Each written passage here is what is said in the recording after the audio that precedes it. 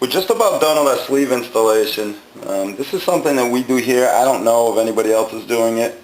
We picked this up a few years ago. We're going to put a pin in here. Some people call it a Dutchman. We're using special plugs, tapered plugs. They call them seal lace plugs. We're doing crack repair on automotive heads.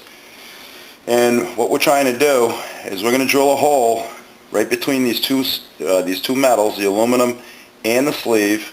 And then we're going to tap it with this tapered tap and then put a plug in it, cut it off, and just make that level with the top of it.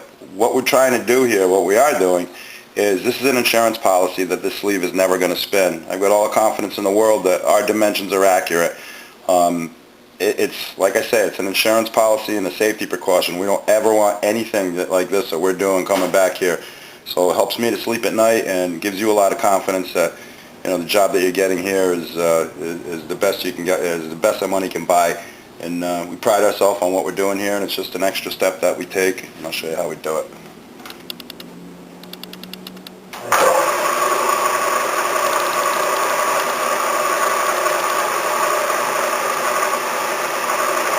This is a center drill. The diameter at the end of the center drill is 1/8. The drill I'm using is going to be a 140 drill. So we're just using this to start, a little pilot hole. And if you remember correctly, the flange on this sleeve is only 1/8 of an inch. And that's really all that this is going to touch.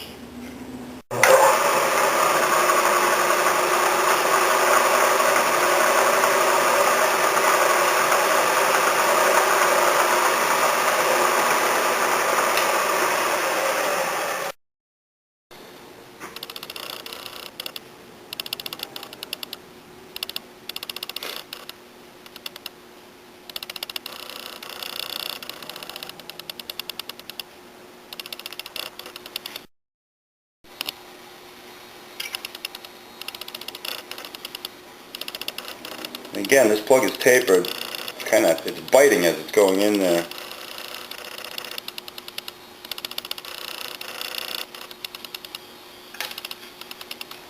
And we're just going to cut this off as close as we can to the surface without touching it, and then get it all flat again. Okay, that's the pin. We're level with the top. That's going to hold that sleeve from moving. Next thing we're going to do is I'm going to lap the top of the cylinder. All right, we're all set. We lapped the top of the cylinder, and we're going to be putting the studs back in next. Here you can see where we take the sleeve and we match it back into the cylinder, and we match all the ports, transfers included, everything. You shouldn't be seeing any lumps of sleeve in here. You know, no matter where you send it, it should still be doing it the right way. Media blasted inside the exhaust port. I stress relieve these. Most of the time when you see a head come in that's got these kind of studs sticking out, you're going to have little stress risers in here. We just go ahead and chamfer that. Next thing we're going to do is install all the studs. We're going to use red Loctite, and just going to put a little bit on each stud and install all of them back into the cylinder. Studs are installed. Next step, and this is where a lot of people get confused also. When you drop a sleeve in, you still have to bore the cylinder when you're done.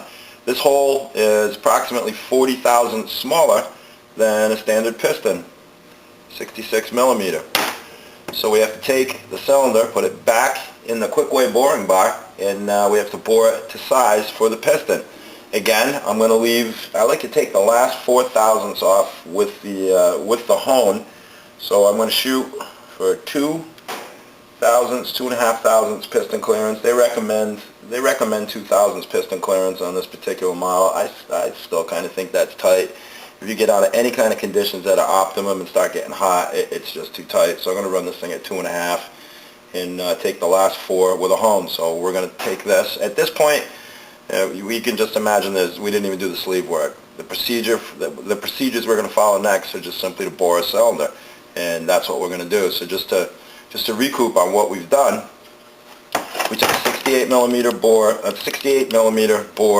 blaster cylinder and bored it approximately 81 thousandths, enlarged the hole to accept the sleeve, thermally expanded the cylinder, put the sleeve in, did a counterbore on the top, matched all the ports, dropped the safety pin in, with 4/1000 interference fit, just to make sure this thing isn't going to twist all around. Wire brushed the studs, Loctite the studs, reinstalled the studs to the proper torque, cleaned up the gaskets, and sandblasted inside of all of the ports. Now we're going to bore it. We're finished boring the cylinder for the new piston, and what I did is I set my bore gauge up, and sure enough, I've got 4/1000 and 2/10 to go to get this to the exact size that I want to get it to. And again, we hone the last 4/1000, and the reason I do that is to eliminate any chance of having any peaks and valleys in there, and I'll explain what that is next. There's a lot of shops around the country that can do this kind of work. I understand that, and most of them are really, really good, but what I want to talk about here is peaks and valleys, and what that pertains to is the finish that you're going to get inside of the cylinder. When we bore this cylinder, we're keeping it much, much smaller than the piston for a reason. You get what's called tool marks. What the tool marks are is a carbide bit that comes down into the cylinder and it moves this way, this way, very slow.